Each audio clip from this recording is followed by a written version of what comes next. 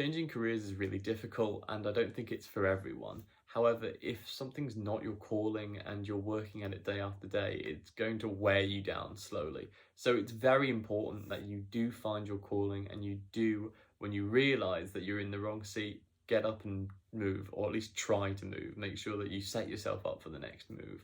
I've worked with people who were previously teachers and didn't find that teaching was their calling, or found that that part of their life had naturally come to a conclusion. So they moved on into a different role within finance.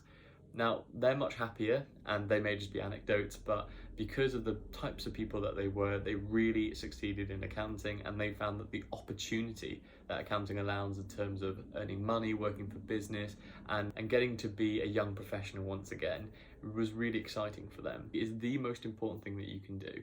You have to get up and start making moves towards where you want to go. Figure out what your ikigai is, that's a very important thing, and I'll make another video on that. And then you may find that you need to change careers. Because of that, no, don't feel sorry for yourself.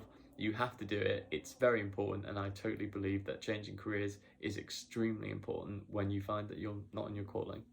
If you have any more questions, remember, if you put them in the comments, I will get round to them. Thank you for watching, and remember to comment, like, and subscribe if you want to see more from me. Thank you for watching, guys, and I'll see you soon.